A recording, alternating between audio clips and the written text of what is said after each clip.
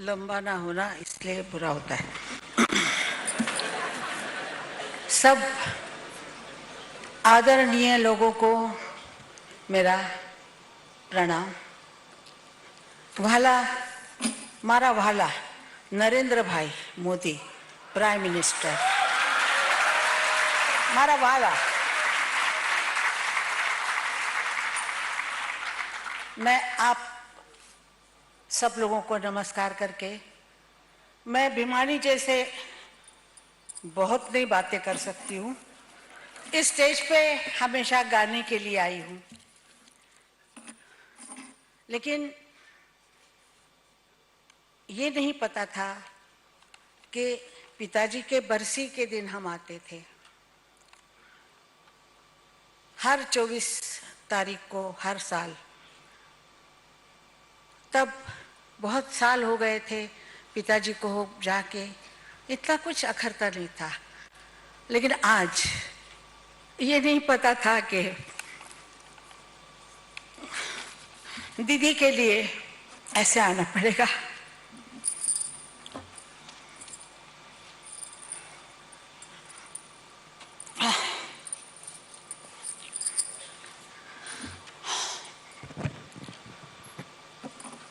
न भूतो न भविष्यति, ऐसे ना हुई थी ना होगी। गले में सरस्वती, बुद्धि में चाणक्य, बहुत बुद्धिमान लड़की थी। दूर दूर तक का विचार करती थी, कहाँ जबान खोलनी है वो बराबर जानती थी। मुझे बोलती थी तू बड़बड़ बड़बड़ बड़बड़ करती है। ऐसा मत सोचिए कि वो हमें डांटती नहीं थी, मारती भी नहीं थी, हम भी मारते थे उसको छोटपन में। और पकड़ने का एक ही तरीका होता था, चोटी। चोटी पकड़ ली तो वो रुक जाती थी, बहुत दौड़ती थी। वैसे अपने इमेज को उसने इतना अच्छी तरह एंड तक संभाला। ये मुश्किल है कि इतने बड़े नाम के साथ, उसको काला रंग भी पसंद था, पिंक भी था, और सब रंग पसंद थे, लेकिन उसने वाइट चुना। वो वाइट एंड तक वैसे ही वो चलती रही।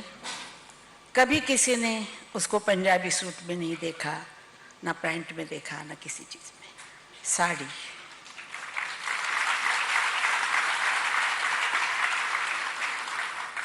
वो अपने माता पिताजी, माई और बाबा, इतना प्यार करती थी। और एक बात मैं आपको बताती हूँ, शायद लोगों को सच ना लगे। मेरे पिताजी और माताजी सोए थे सोलापुर शहर में। तो उसने बोला, मैं छोटी थी, 6-7 साल की थी, और वो 10 पर पता नहीं, ऐसे 4 साल मैं उससे छोटी हूँ। तो उसने कहा, देखो माँ बाप का पानी का, पाए का पानी, पैरों का पानी जो पीता है वो बड़ा बनता है। तो मैंने कहा क्या करना है? उसने कहा जा एक बशी और एक पानी लेके आ। पानी लेके मैं आ गई। और उसने क्या किया, पिताजी सोए थे, माँ सोई थी, उनके पैरों पे पानी डाला, और वो पानी जो गिरा तो उसने कहा पी ले। मैंने कहा अच्छा तू पीती है तो मैं भी पी लेती हूँ। हमने वो पानी पिया, और आज तक वो हमारा जो पानी है पिताजी का,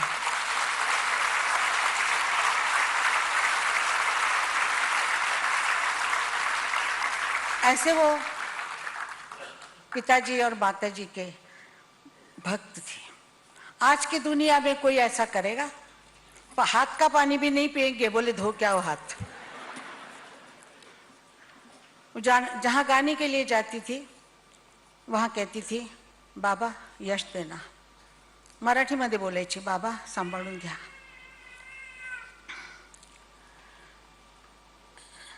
ऐसी लड़की,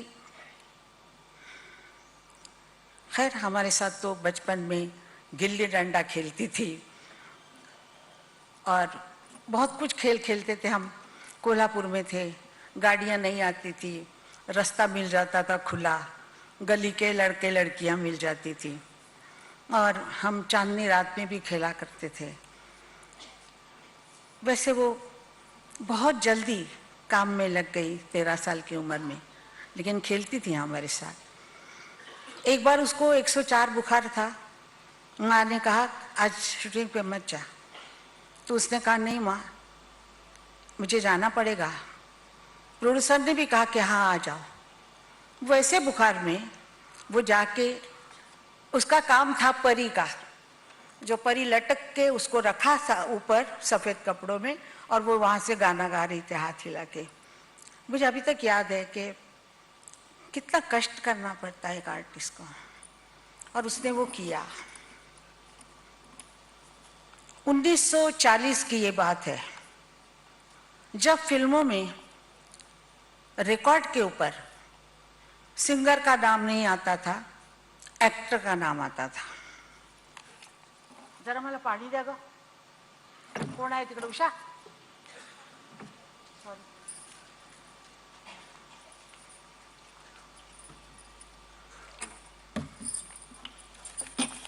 रिकॉर्ड पे हमारा नाम नहीं आता था। मैं उसकी चमची थी, साथ में जाती थी, तो मैंने कहा दीदी तुम्हारा तो गाना गाया हुआ है लेकिन नाम तुम्हारा नहीं है उस पर। उसने मेरी तरफ देखा और कहा शांति, वक्त आने दे, समय पर हर बात कहनी चाहिए।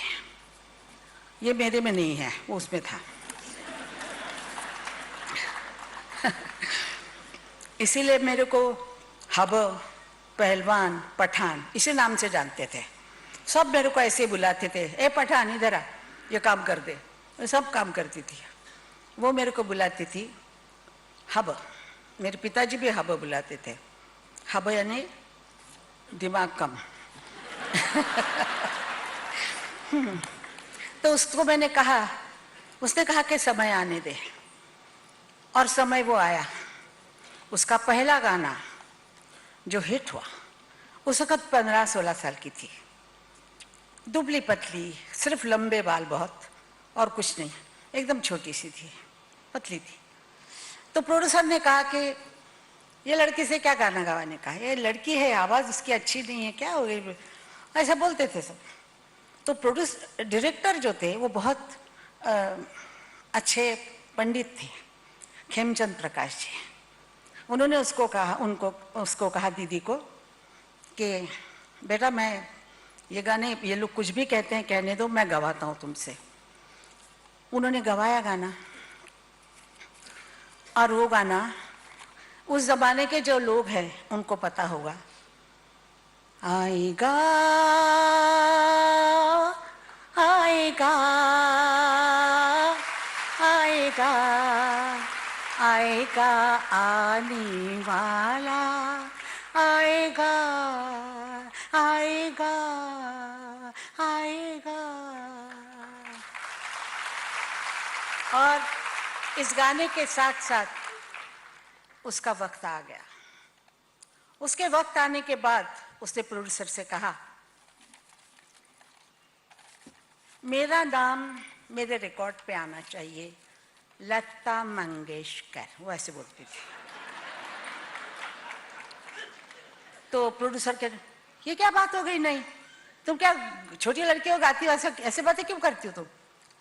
उसने कहा गाना हमने गाया है, एक्टर का नाम क्यों डाल रहे आप, हमारा नाम डालिए ना। तो वो मान गए, HMV भी मान गई। उस वक्त सब चीज अंडर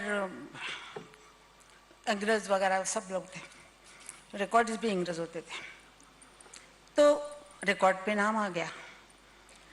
ये हर प्लेबैक सिंगर को मानना चाहिए कि आज जो प्लेबैक सिंगर करके बुलाते हैं वो कभी भी किसी को पता नहीं होते। मैं भी नहीं होती, ना दीदी होती, क्योंकि रिकॉर्ड पे नाम ही नहीं होता था, ना फोटो होते थे। उस जमाने में फोटो भी नहीं होते थे। तो नाम, गाना कौन गा रहा है, तो कोई एक्टर जी होती, उसका नाम हो जाता। उसके बाद उसने क्या किया, थोड़े दिनों बाद, कि स्क्रीन पे म्यूजिक डायरेक्टर से पहले प्लेबैक सिंगर्स का नाम आना चाहिए, नॉट सिंगर ओनली, वो नहीं, सब सिंगर्स के लिए उसने किया। और इस वक्त भी बहुत प्रोड्यूसरों ने दंगा किया, लेकिन वो उसने कहा मुझे गाना नहीं गाना है। वो कहते कहते देखिए अगर आप नहीं सुनेंगे तो मैं गाना नहीं गाऊंगी।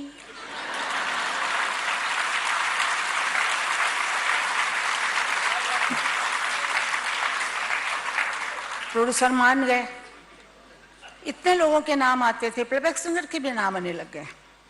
फिर आजकल नहीं देते हैं क्योंकि फिर जमाना बदल गया। तो उसके बाद उसने कहा कि हमें रॉयल्टी चाहिए। सब प्रोड्यूसर इकट्ठे हो गए, उस जमाने के अति रति महारथी जो थे सब इकट्ठे हो गए। उसने मुझे कहा आशा तू मेरे साथ है। मैंने कहा दीदी तू जो करेगी चल जा सूढ़ी पे बेटा, करूँ चढ़ जाऊंगी। बोले देखो ये लोग नहीं मानेंगे अगर हम गाना गाते रहेंगे, गाना छोड़ना पड़ेगा। छोड़ेंगे, क्या बात है, छोड़े। तो उसने प्रोड्यूसर को कहा कि मुझे रॉयल्टी चाहिए, सब में सिंगर्स को चाहिए, क्योंकि वो गाते हैं, गाने चलते हैं, प्रोड्यूसर कमाता है, रिकॉर्डिंग कंपनी हजारों करोड़ों रुपए कमाते हैं, हर हमें 500 और 1000 रुपए देते हैं। तो उन्होंने कहा कि आप हैं कौन, आप इंस्ट्रूमेंट हैं, आप इंस्ट्रूमेंट हो। वो प्रोड्यूसर गाना लिखता है कोई, सुना ट्यून बनाता है कोई, आप तो गाती हो। तो आप ऐसा कीजिए मुशायरा कर लीजिए गानों का। नौशाद साहब बूढ़ेपन घट पे आप ही गा लीजिए बाजे पे।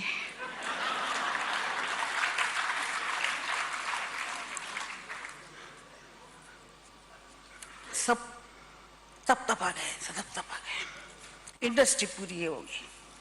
वो चली गई बाहर, महीना भर चली गई। बोल मुझे गाना ही नहीं गाना है, ऐसे बोलती थी, मैंने नहीं गाना गाना है।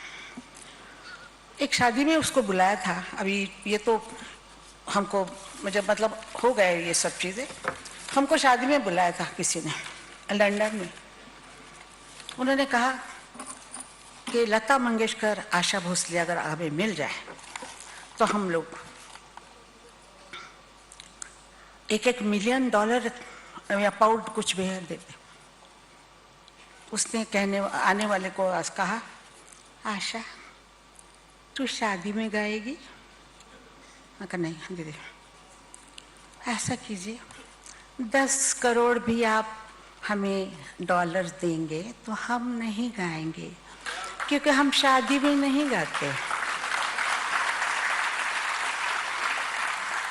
हम शादी में नहीं गाते। बाद में इतना समूह करके चला गया। वो मंगेशकर नाम से बहुत प्यार करती थी। वो जब भी मुझे कहती या किसी से बात करती और उसको कहना होता तो वो बहुत ही लता मंगेशकर मंगेशकर ऐसे करके। उसके अपने भाई बहनों पे, अपने घर से इतना लगाव था कि उसने मंगेशकर नाम का, जैसे एक दीवार होती है चारों तरफ मंगेशकर दीवार बना के गई, मंगेशकर दीवार बना के गई। जैसे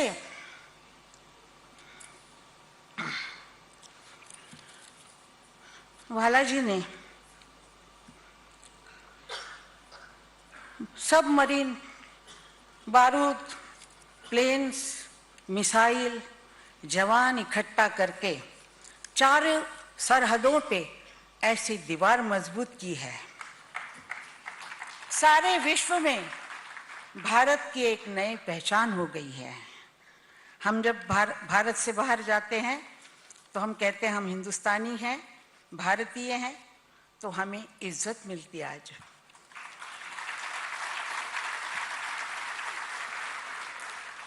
वैसे उसने और एक बात हमारे लिए की, सब प्लेबैक सिंगर के लिए। लंदन में जब मैं नहीं जाती थी, जो दूसरे जाते थे, तो वो हॉल में, घरों में प्रोग्राम करते थे, घरों में, हॉल में किसी के। उसने जब कहा कि मैं प्रोग्राम करने लंदन आऊंगी, किसी ने बोला लंदन, तो उसने कहा कि मैं रॉयल अल्बर्ट हॉल में ही शो करूंगी। उसने कहा वो मिलता नहीं है, वो गोरे लोगों का है, उसमें इंडियन जा नहीं सकते हैं। नहीं जा सकते तो नहीं जाएंगे, खत्म हो गई बात। उसको मनाने का कोई मकसद ही नहीं था। उसने प्रोग्राम किया अल्बर्ट हॉल में, पहला प्रोग्राम उसने किया। अल्बर्ट हॉल फट पड़ा था, इतने लोग आए थे। उसके बाद मैंने शो किया वहां पे, उसके पैरों पे पैर रख के मैं जगह चली गई। उसने तब कहा कि जहां बारबरा स्ट्राइसन गाती है वो न्यूयॉर्क का कार्नेगी हॉल में मैं गाऊंगी। उसकी सोच ऐसी ऊंची थी कि कार्नेगी हॉल कोई नहीं मिलता था वहां पे, किसी इंडियन को नहीं मिलता था, ना अफ्रीकन को मिलता था, गोरे लोगों का हॉल था। तो उसने उसमें गाया। फिर उसने सिडनी ओपेरा हाउस, सब जगह पे जहां गई वो, वहां उसने ऐसा किया। उसने हमारे लिए, सब प्लेबैक सिंगर्स के लिए, आज जो सब जा रहे हैं, जाते थे वहां, उसने दरवाजे सबके लिए खोल दिए।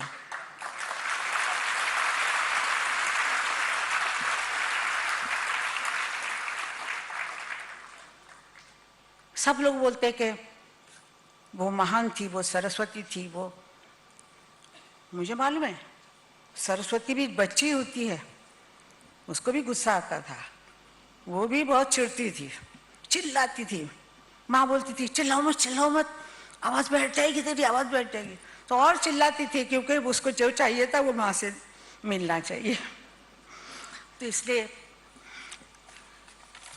आप लोगों के लिए तो लता मंगेशकर गई हैं, और मैं क्या कहूँ, जिसको यहाँ पर अवार्ड मिल रहे हैं उनको मैं बहुत बहुत क्या बोलते हैं, मतलब आशीर्वाद देती हूँ कि उनको बहुत अच्छा लगे। और सबसे बड़ी बात यह है कि कोई कलाकार नहीं बन सकता, जितना भी अच्छा हो, जब आज तब से सुनने वाले आप जैसे ना हो, कोई नहीं बन सकता। अगर आपने लता मंगेशकर को 80 साल सुना है, 50-60 साल तक सुना है, उसको बढ़ावा दिया है, उसको तालियां दी है, उसको आपको वो पसंद आई है, आपके दिल में उतर गई, तो आपने बताया भी है, इसीलिए वो कलाकार थी।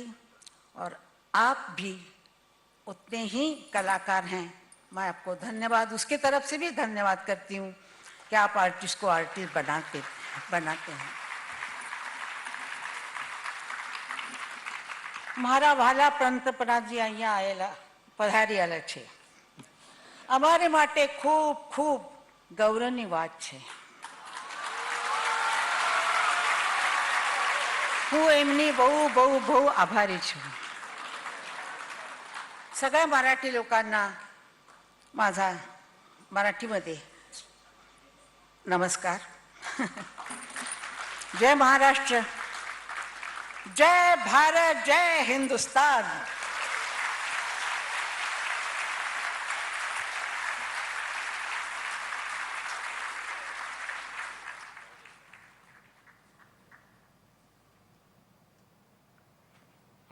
आशाबेन